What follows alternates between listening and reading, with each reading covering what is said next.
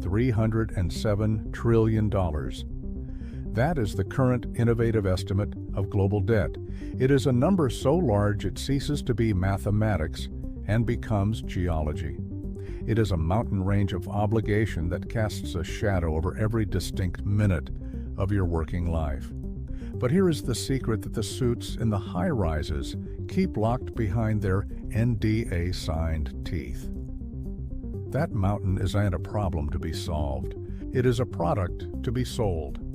While the news cycles spent the last 6 months screaming about inflation prints, egg prices, and political theater, distractions designed to keep your eyes on the puppet show, the real money was moving into the plumbing.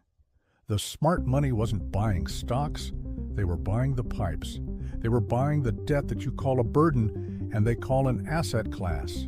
Because in the architecture of modern finance, your liability is their liquidity.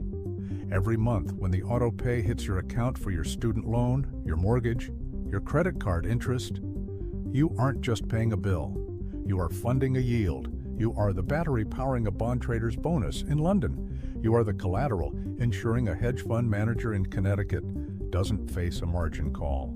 To understand why the system feels like it's tightening a noose around your neck, we have to strip away the morality plays of saving and spending and look at the engine. The mechanism is cold, indifferent, and relies on a concept known as the dual entry ledger. In a fiat currency system, money is not a physical commodity. It is debt. Money is created into existence only when a loan is issued.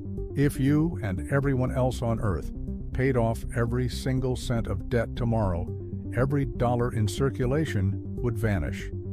The money supply would hit zero. The economy is not designed to get you out of debt. It is designed to optimize the amount of debt you can carry without defaulting. This is where the Repo or more Repo market, the repurchase agreement market, becomes the most dangerous room in the casino.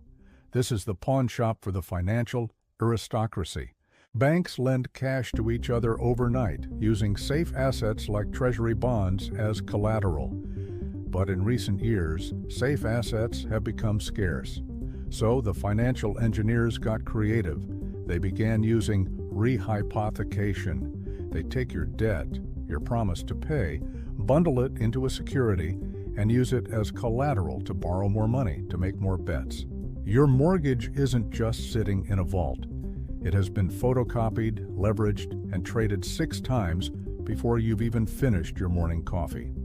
This is the Eurodollar system in action, a shadow banking network of offshore dollars that exists outside the regulatory gaze of the Federal Reserve. It runs on the assumption that not everyone will ask for their money back at the same time. But here is the kinetic flaw in the design. The system demands exponential growth to service the exponential debt. It's simple thermodynamics. If the debt grows at 5% but the economy only grows at 2%, the difference must be paid by cannibalizing the host. That's you. That's your purchasing power dissolving into the ether. This is why your salary feels like it's shrinking, even if the number stays the same. The currency is being diluted to keep the bond market solvent. To understand where this ends, we have to look at 1923, the Weimar Republic. We look at this era and see wheelbarrows of cash. We see hyperinflation. But we miss the prequel. We miss the why. The German government had massive war debts denominated in gold they couldn't pay. So they printed marks to buy foreign currency to pay the debt. But more importantly, the industrialists, the 1920s version of our billionaires, borrowed heavily in marks to buy real assets, factories, mines, land. When the currency collapsed, their debt was wiped out. It became worthless dust. But they kept the factories. They kept the hard assets. The middle class, who held their savings in cash and government bonds, were incinerated. Their safe assets became zero. But the debtors, the ones who owed massive amounts of money, they effectively paid off their mortgages for the price of a stamp. This was the greatest transfer of wealth in the 20th century, disguised as a crisis. Fast forward to 1971, the Nixon Shock. We severed the dollar from gold, completing the transition to a debt-based standard. Since that day, the velocity of money has detached from the reality of labor. We entered the era of financialization, where the stock market is not a reflection of the economy, but a parasite upon it.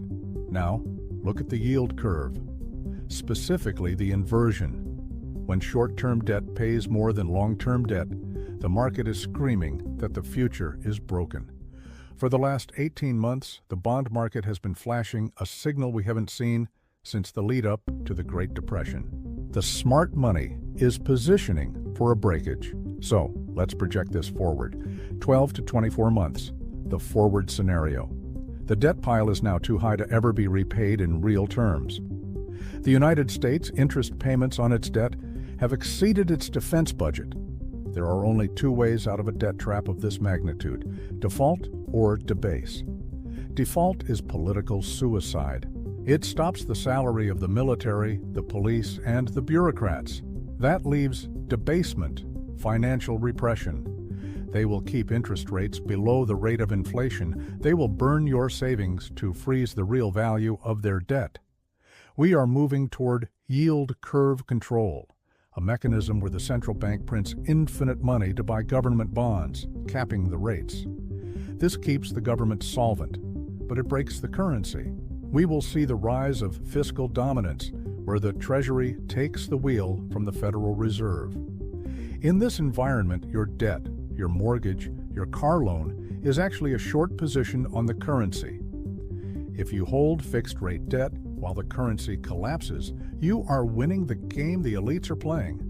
But there is a catch. As the liquidity crisis hits, credit will freeze. The salary that your debt provides to the banking sector will dry up. To restart the heart of the system, we will see the introduction of programmable money, central bank digital currencies, CBDCs. They will offer to forgive the debt or restructure it in exchange for migration to the new ledger. The trap is simple. They hook the world on cheap credit to artificially inflate the standard of living. Now the bill is due, but the bill won't be paid in dollars. It will be paid in autonomy. Your debt is someone else's salary. Your interest payments are their dividends. Your anxiety is their alpha. The system isn't broken because you're struggling.